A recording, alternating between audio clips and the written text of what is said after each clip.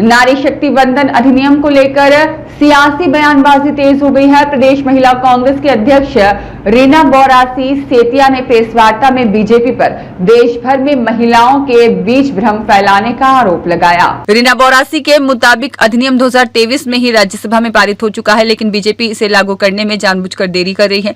महिला कांग्रेस अध्यक्ष रीना बोरासी ने दावा किया है कि परिसीमन का तर्क देकर 3 दिन का विशेष सत्र बुलाकर देश और जनता का समय बर्बाद किया गया, जबकि महिलाओं की भागीदारी को तुरंत प्रभाव से बढ़ाया जा सकता है। सेतिया ने कहा कि कांग्रेस ने 1991, 1999 और 2000 में महिला आरक्षण बिल पास कराने की कोशिश की, जबकि बीजेपी इसे बहुमत न होने के बावजूद राजनीतिक नौटंकी की तरह पेश करती रही। उन्होंने आरोप लगाया कि पश्चिम बंगाल चुनाव को ध्यान में रखते हुए एक बार फिर बिल को मुद्दा बनाया गया। साथ ही उन्होंने पीएम मोदी पर हमला बोलते हुए कहा कि देश को संबोधित करते हुए वे कांग्रेस पर गलत धारणा फैलाने का आरोप लगा रहे हैं, जबकि महिलाओं को उच्च पदों तक पहुंचाने में कांग्रेस की ऐतिहासिक भूमिका रही है। प्रेस वार्ता में विभिन्न मामलों का जिक्र करते हुए उन्होंने बीजेपी नेताओं पर महिला सुरक्षा को लेकर सवाल उठाए और कहा कि इंदौर सहित कई स्थानों पर महिलाओं को उचित राजनीतिक अवसर नहीं दिए जा रहे हैं। उन्होंने मांग की कि पहले से लागू 33% आरक्षण तुरंत लागू किया जाए, अन्यथा प्रदेश भर में प्रधानमंत्री और बीजेपी के प्रतीकात्मक पुतले दहन किए जाएंगे,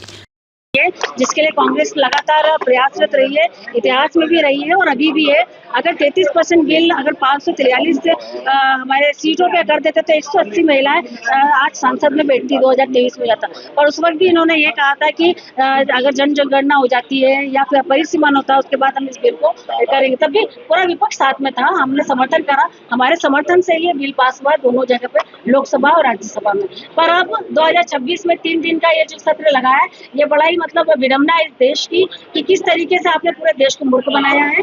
अभी चाहते ही नहीं है कभी भी कि महिला आरक्षण आए, 33% का बिल आए, क्योंकि अभी भी आपके पास में हाथ में है चीजें, लोकसभा और हमारा पूरा समर्थन है कि आप अभी इसी वक्त SC, ST और OBC महिलाओं को लेके 33% का बिल इसको पारित करके इसको लागू कर दे देश में, और हम आपके साथ में यही है, बस हमारा उल्टे से ये तो गिरा दिया कि वहाँ पर देखिए, बिल नहीं गिरा है, परिसीमन बिल गिरा है, आरक्षण महिला आरक्षण नहीं गिरा है, परिसीमन गिरा है। गलतफहमी है पूरे देश में सभी लोगों को, और गलतफहमी फैला रहे हैं। ये जो परिसीमन बिल जो महिलाओं के आड़ में पीछे से लेकर आने वाले थे, उस बिल को विपक्ष ने गिराया है, ना कि महिला आरक्षण का बिल होता पास हो चुका है, वो तो वो लागू होगा, पर हम चाहते कि अभी लागू हो। पर बीजेपी तो कांग्रेस पर आरोप लगा रही है कि इन्होंने पास नहीं किया, इन्होंने विरोध करा। बीजेपी कांग्रेस पर इसलिए आरोप लगा कि उनका परिसीमन बिल पास नहीं होने दिया ना। महिला आरक्षण तो ऑलरेडी पास है, बीजेपी को शायद कम नॉलेज है इस चीज के लिए, वो तो ऑलरेडी नॉलेज वो तो है। और आने वाले समय में हम तो बोले आज ही लागू कर दो ना उसको, हम तो आपके साथ में 33% लागू करो, आज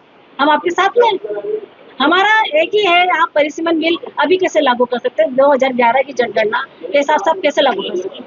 आप वो लागू करते हैं उसको, बाद में करते हैं। अगर आपको ऐसा था उस वक्त लगाया था तो आप 4 साल पहले आपने बोला था कि आप 4 साल लगेंगे इसको, करते हैं आप इसको 1 साल और रोक लेते हैं। लेकिन अभी भी आज कर सकते हो आप 33%, अगर आप इसी 543 सीटों पे करेंगे तो निश्चित रूप से पूरा विपक्ष और कांग्रेस आपके साथ। क्या लगता है कि ये जो है आगामी चुनाव चल रहे हैं, कैसे ध्यान में रखकर इस तरह का पूरा हुआ है? बिल्कुल, क्योंकि वेस्ट बंगाल की बात करेंगे, तमिलनाडु की बात करेंगे, दोनों जगह चुनाव चल रहे हैं।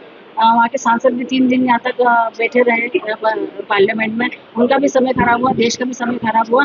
ये सिर्फ महिलाओं को वोट बैंक लेना चाहते थे कि अगर बिल पास हो जाता तो बोले हमने ये करा, और नहीं हुआ तो बोले ना कांग्रेस आपके विरोध में। इस टाइप की चीजें पूरे नैरेटिव सेट करने की कोशिश की थी पूरे देश भर में, पर वो हुआ नहीं है। आज महिला भी इतनी सक्षम है, समझदार है पूरे देश की महिला, कि किस तरीके से उनका उपयोग किया जा रहा है, समझती सब महिला। तो महिलाओं को भी समझ में आ रहा है कि मोदी सरकार बिल खुद पास करना नहीं चाहती। विपक्ष की महिलाएं खासकर अपनी बेंच को बजा रही थी जब बिल को ये बिल की काफी गलतफहमी हो रही है आप लोगों को। हमारा जो विरोध है परिसीमन बिल को विरोध है, महिला आरक्षण का विरोध नहीं है। अगर विरोध होता तो 2023 में हम इसका समर्थन क्यों करते? हमारा विरोध सिर्फ परिसीमन को लेके था कि आप 2011 की जनगणना के हिसाब से आज परिसीमन करके इस बिल को आप लागू नहीं कर सकते।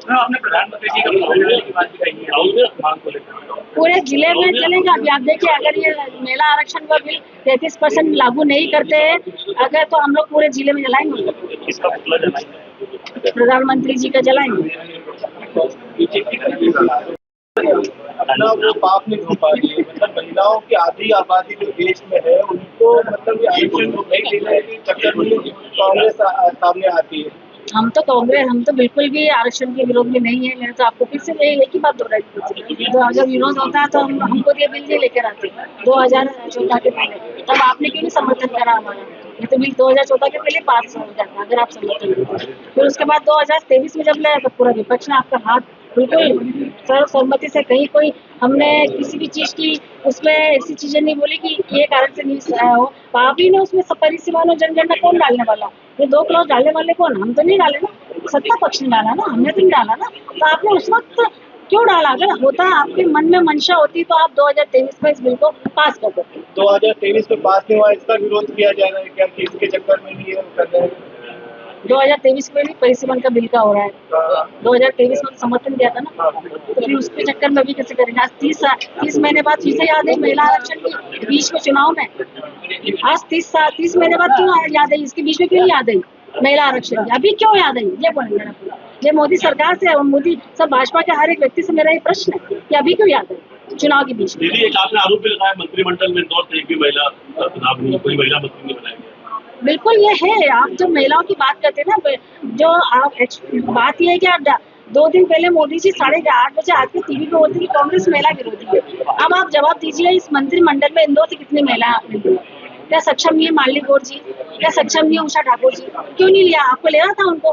जब आप तो महिला सशक्तिकरण की बात करते हो, महिला हितों की बात करते हो, तो एक इतना इंदौर बड़ा शहर है, पूरे देश की दूरी है, पूरे प्रदेश की दूरी है, तो आपको निश्चित रूप से एक महिला मंत्री तो होना था अभी इसमें। यदि शहर कांग्रेस की संशोधित कार्यकारिणी कब जारी होगी? पिछली प्रेस कॉन्फ्रेंस में आपने कहा था कि महिलाओं को स्थान नहीं मिला, इसलिए अगली बार जल्दी जारी करेंगे रिपोर्ट। बिल्कुल हो जाएगी। अभी चिंटू भाई देंगे उसका जवाब आपको, आए नहीं तो बेहतर।